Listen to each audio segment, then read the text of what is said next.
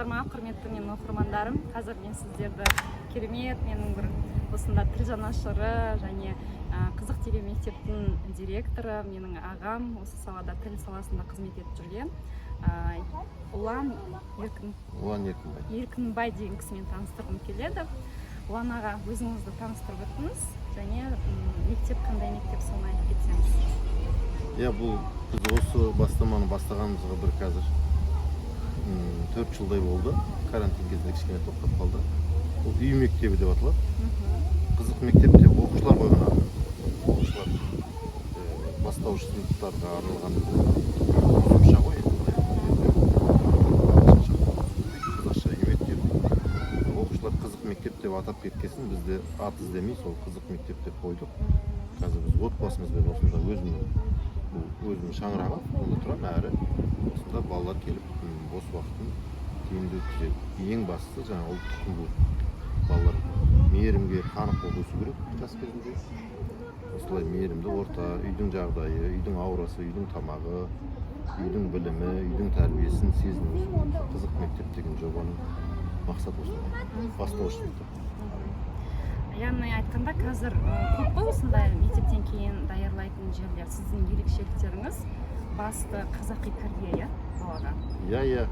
Енді ондай даярлық, қосымша даярлықтардың жағдайы енді шектеулі ғой. Бір ғимаратта болады кейде, белгілі бір дағдыларға бағыттайды, мәселен жаңағы робототехника дейді, ағылшын тілі дейді, басқа дейді, нақты дағдыларға. Біздікі жалпы баланың негізгі кешенді құндылықтары, ол жаңа адам болу, тәрбие, мейірімді болу.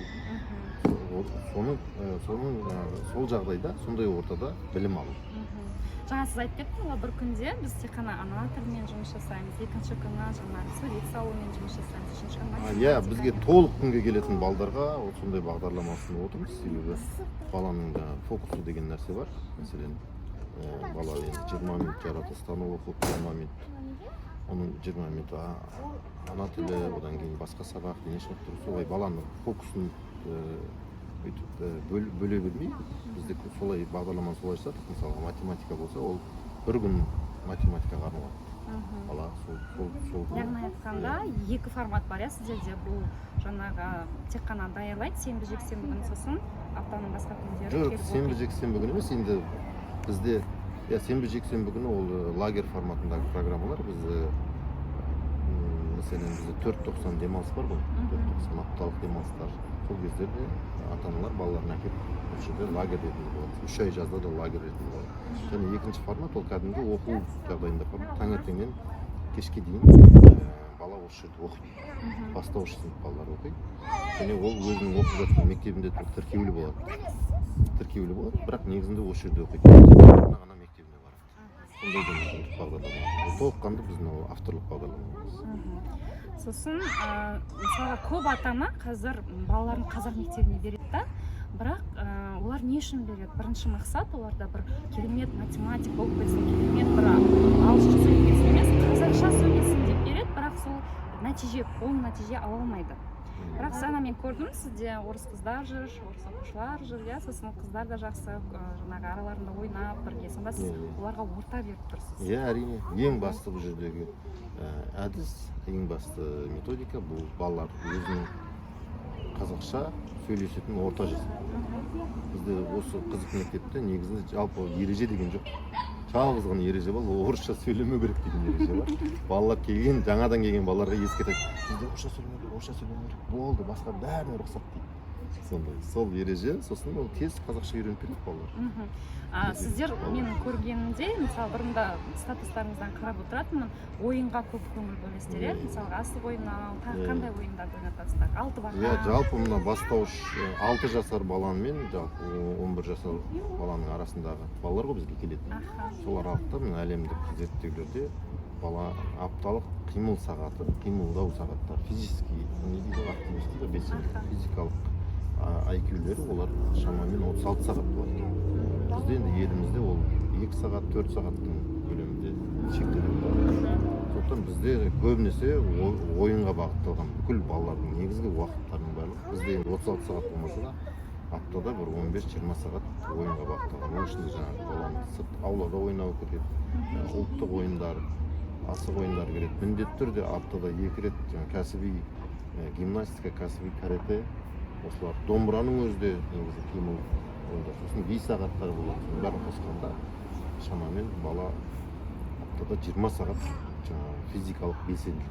Біздің бағыт, негізгі бағытымыздың біреуі сол ғылыми тілмен айтқанда ол физикалық белсенділік. Екінші бір бағытымыз ол кітап оқу мәдениетін қалыптастыру. Балалар бір сөйлем болса да күніге ол міндетті түрде кітап оқу. Бізде 10 минуттан, 20 минуттан, жарты сағаттан оқу дағдыланған балдар бар. Кітап оқу. Және ол оқыған адам жазу болды. Әйтпесе оқыған дүниесі болмаса ол қайдан жазады? Сосын оқу дағдысы қалыптасқан, жазу дағдысы қалыптасады, ойлау дағдысы қалыптасады. Барлығы бүкіл мәселелердің барлығының шешімі сол кітап оқуға келеді. Кітап оқу дегенде жай кітап емес, көркем әдебиет. Балалардың ертегілер, әңгімелер, хикаяттар, новеллалар. Сосын мынау жаңа ойын форматы болсын, жаңағы сондай физикалық жаңағы белсенділіктер ол балаға еркіндік беретін сияқты, иә? Әрине, еркін қарым-қатынас баланың оны ашылуына, оның потенциалын ашады. Әрине. Біз сол ғой баланың шектеу қоймайсыз. Балаға орта жасап, жағдай жасап, мейірімділік көрсеткен кезде ол ішкі дүниесі, оның мүмкіндігі баланың шектеусіз ашылады. Біз өзіміз шектеп тастағанбыз, анаған беру керек, мынаған беру керек. Әлем түген, мен балам осылай ашылайын деп тұр, ашылмай жатыр. Біз өзіміз проблеманың бәрі өзімізде ғой. Бір белгілі зерттеушісі, белгілі Генрих Голдшмидт деген педагогтың айтқаны бар. Сіз баланың деңгейіне түсем деп әуре болмай қойыңыз. Шамаңыз жетсе баланың деңгейіне көтеріліп алыңыз. Сондай ұлы сөз. Оларда инстинкт күшті жұмыс жасайды. Олар күшті психолог. Сенің бүкіл неңді скан жасап біз балаға үйретеміз деп жаңағыдай бірдеме өзіміз бәрі қиындап қалдыңыз. Негізі баланың деңгейіне шамаңыз жетсе, баланың деңгейіне көтеріліп алыңыз деген сөз.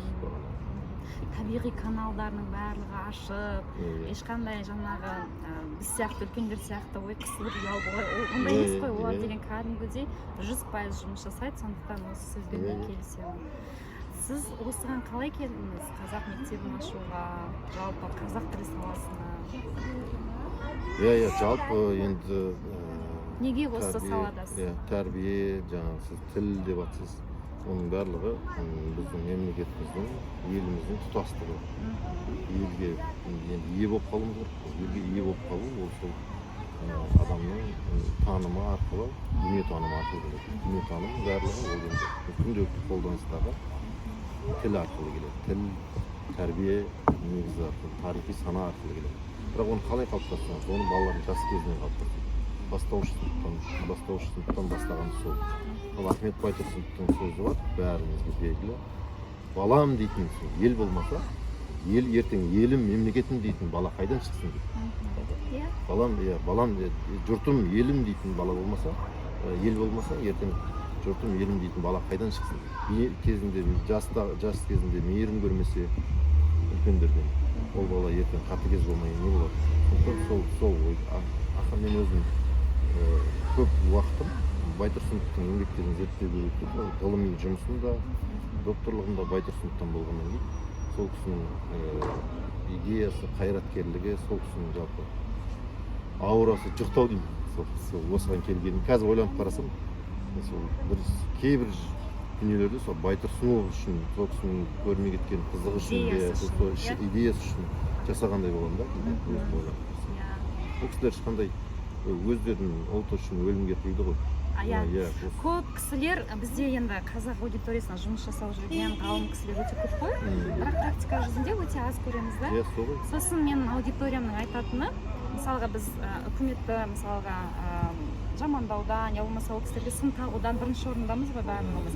Бірақ олар ойлайды, осындай қазақ тілі немесе ғылыммен айналысып жүрген жаңаша кісілер жоқ деп ойлайды, бар ғой, бірақ танымайды. Сол себептен де мен сізді таныстырып отырмын. Екіншіден, маған келетін сұрақтардың бір 200 сұрақ алған шығармын, 300 сұрақ демей қояйын. 8-12 жас аралығындағы балалармен жұмыс жасайсыздар деп келеді көбісі. Мінекей, осы кісі жұмыс жасап жүр, сол жас аралығында дайын мектеп келсеңіздер болады. Себебі қазір тәрбие дегеніміз елдің болашағы. Ал балаларымыз қазір қолдан кетіп барады. шынымды айтқанда олар мына виртуальный әлемге кетіп бара жатыр. Барлығы былай ешқандай қатыгез болып өсіп келе жатыр. Сосын жаңағы телеграфное мышление, тез ойланады, зейіндері тұрақты емес. Бұның бәрі неден келеді? Бұның бәрі бала қараусыз күндіз мысалы мына үлкен мынандай біздің мына жобаның өзі сондай үлкен мегаполистерде бала әке шешесі жұмыста күні бойы. Кешке келеді, ол сөйлесіп те қарым қатынаста түсіп те үлгермейді. Күні бойы жұмыста бала мұздай тамақ ішеді қалай дейді, немесе жаңағы виртуальный телефонмен отырып күні бойы уақыт өткізеді. Ертең ол баланың болашағы қалай болады, ол баланың денсаулығы қалай болады. Денсаулығы бір, одан кейін оның танымы шолақ, жаңағы зейіні тұрақсыз, жүйкесі тұрақсыз. Ертең өзін өзі өлтіру, буллинг дегеннің бәрі осы кішкентай кезінде мейірім көрмеген ортадан шығады. Соны зерттеп отырып, түсініп отырып, осы бастауыш саласына келіп отырмыз. Күшті. Жұмыстарыңыз жемісін бере берсін. Өте қатты жанашырмын сізге. Бәріміз де бір мақсаттамыз. Сосын мен тағы да бір айта кететін жаңалығым сіздерге. Сіздерге мен білем, практика жетіспейді. Сіздер теорияны жақсы өттіңіздер, және де әрине мен ғана ол аз болам сіздерге. Сол себептен біздің Ұлан ағамызбен келіп осында киіз үйді көрсете қойыңыз. Киіз үйде отырып самаурынмен бір күні сіздерге міндетті түрде шай ішетін боламыз. Және де бір айда бір 2 немесе 3 кездесуден де осы жаз мезгілінде бірге ұйымдастыру ойымызда, жоспарымызда бар. Бізден жаңалық күтіңіздер. Сонымен бірге біз ұлттық лагерь ұйымдастырып тұрмыз. 6 жасар және 11 жасар бала аралығында 3 ай осында. Июнь, август 3 ай осында лагерь болады. Соған балаларыңызды беруге болады. Апталық лагерлер олар 6 күннен.